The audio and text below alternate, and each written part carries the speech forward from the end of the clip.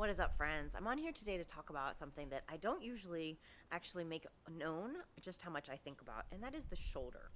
People probably think of me more as someone who follows foot mechanics and lower extremity issues, but truly, the shoulder health is something that is increasingly on my radar for my own body, and also through the experiences of people who take my classes who come with shoulder pain that either is resolved and improved in class, or that we can discuss how to use the class to help them get the most out of their shoulder conditioning.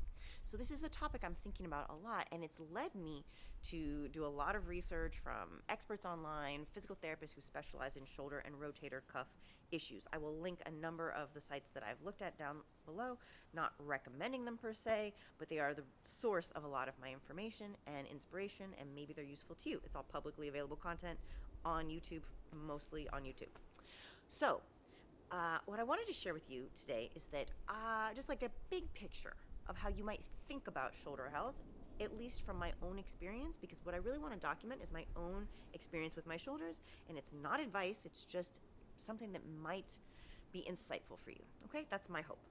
So I don't have what we would think of as acute shoulder pain of any kind. I don't feel limitation in my range of motion at any particular angle. I honestly am very lucky to not have range of motion issues. Okay, so just demonstrating for example.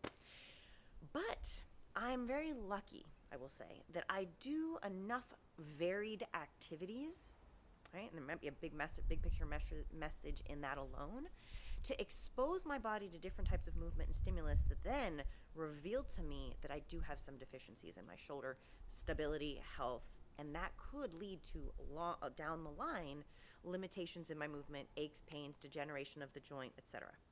So for me, for example, dance has been a great vantage point for challenging my body to do stuff that daily life just doesn't put me to the test in. Yesterday I was swinging an imaginary machete for like 40 minutes, and I had to do my shoulder PT that I'm very excited I now know how to do from coaching myself through some of that after this practice session, because otherwise this shoulder was going to be hollering at me all night, best believe. Okay? Part of that's because I don't have good machete swinging technique, but it's also because I just don't do it very often. I originally learned, and by the way, what's great about dance is it gives me the incentive to do the PT. We all need the reason why. We all need what's going to help me actually put in the time doing the PT with dedication, that, so that I can do the thing in life that I love, right? So, because otherwise PT is just not that fun. I'm pretty unique that I probably find it interesting, but a lot of people don't. And then they either don't do their PT, or they don't do it with the awareness and the deliberation, intention, or just not knowing how to do it well. Then they don't get the results they want, and then they're even less inclined to do it because it seems pointless and it's not that exciting for them. So the other thing I do less often and with less excitement, but is swing kettlebells. I don't do it a lot, but kettlebell practice is really powerful, full body conditioning. I am extremely impressed with it as a modality. It's an important part of my movement menu, but I am not an expert by any means, so please look in. There's so many people who can speak to kettlebell training and its benefits more than I. But I want to just share that I was originally alerted to shoulder asymmetry in my shoulder health, strength, and most importantly, stability through a kettlebell swinging exercise. When, just really quickly, if you're familiar with kettlebell swing, which I can't show you my lower body, so this is not an accurate swing, but swinging with two arms versus swinging with one, right? And it was when I was swinging with one arm that I really found profoundly different sensation in my body between the right arm and the left arm, even though I was using the same weights, and even though it was a completely manageable amount of weight for my left arm or my right arm. I'm right arm dominant, but my left arm would have had no problem with the weight.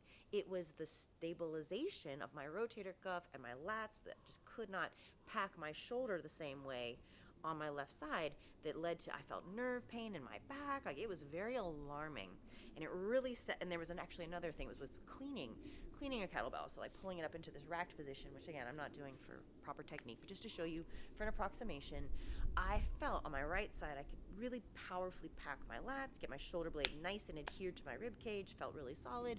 On my left side, Feels better now because I've been working on these movements and working on my shoulder PT and just getting better adhesion of my scapula to my rib cage in general. But at that moment, it felt like my upper back just had these pockets of no man's land under my shoulder blade where I was not able to get good muscular adherence, stability of my shoulder blade to my rib cage, where it lives, where it belongs, where it wants to park when you need it to anchor down things that you're doing with your limb, with your arm. There's a lot of reasons why we might have less than stable arms and shoulders, right? Actually, some of the experts I'll link below, like Kathy Dooley and Evan Osar, have mentioned in their content, I don't know the specific links, but I've seen them mention that one of the reasons, and it makes a lot of sense to me, that we are less connected, we have unstable shoulders, is because we're less connected with our arms and upper body because we don't walk on them anymore. They don't bear weight. So we just never really get meaningful, consistent training of how to stabilize our upper body. Because unless you do a sport that requires it, like kettlebell training, right, or just lifting weights in general, but there's plenty of ways to do these things with bad form. Just want to put that out there. It's not automatic that you're going to have better stable shoulders, but these activities give you the premise, right, the reason and sort of the environment in which to train meaningfully and powerfully train stability. There's other ways, but that's a great start. So we don't walk on our arms.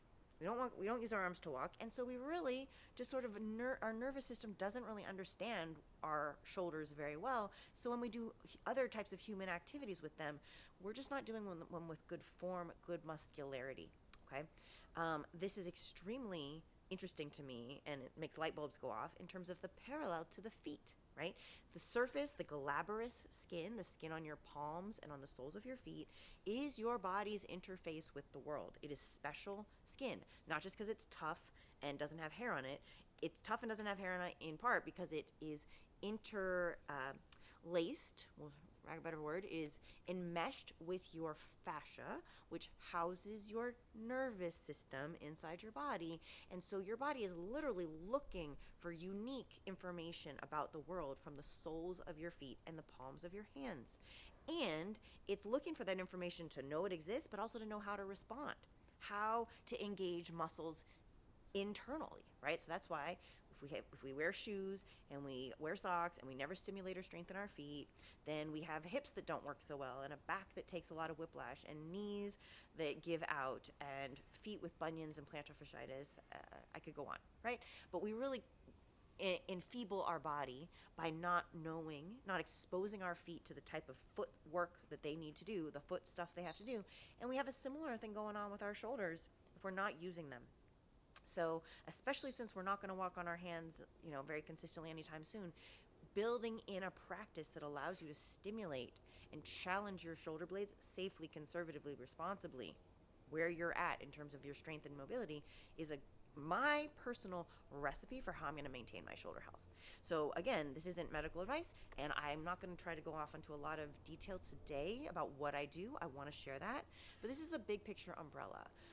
One of the reasons I think shoulder PT can be so confusing and why people don't necessarily get the results they want and they get overwhelmed when they go to look into it is that there's a lot of crosstalk between the importance of mobility and the importance of stability. You could make this comment about the spine, the hips, the feet, the ankles, all of it, right? We need to be able to stabilize, so prevent unwanted, unhelpful movement in our body. That's the stability feature.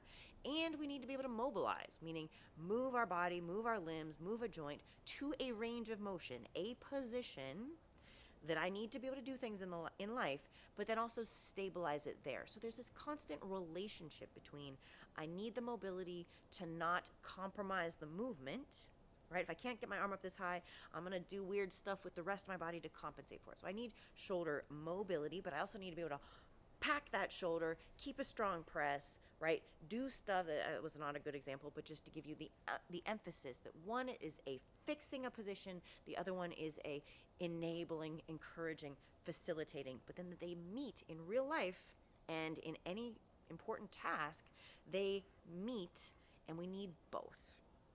So, for example, in my life, what I'm currently doing, I love my eccentrics workouts for decompressing my shoulder and mobilizing both the head of my shoulder, where my humerus meets my scapula, and also my shoulder blade, because it's also mobilizing my spine and my rib cage. Your shoulder blade sits on your rib cage, which also moves with and somewhat independently from your spine. So these all go together to enhance mobility of my entire upper body, my upper limb, as well as the rest of my body, but that's not the focus of this video, okay?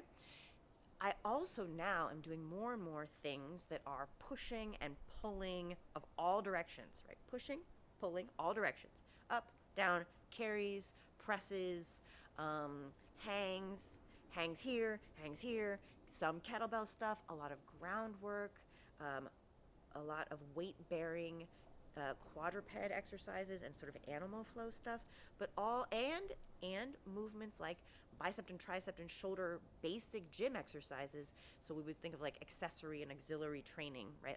Accessory training for arm muscles and such, as opposed to full body exercises. But I do them with the lens of how am I going to do this exercise to strengthen my shoulders, to put productive, challenging stress on my shoulder blades, on my shoulder joint, so that I train my rotator cuff and condition that tissue to be able to stabilize. It's a beautiful complement for me so far between the mobility focus, the stability focus, and then I can do things like dance and kettlebell that have slightly different emphasis. The dance is more a mobility exercise, right? The swinging of the machete, I think I talked about, or if I'm reaching to grab a lightning bolt, or I'm swinging a massive skirt, or I'm, creating waves in the ocean with my skirt, whatever it is I'm doing, right?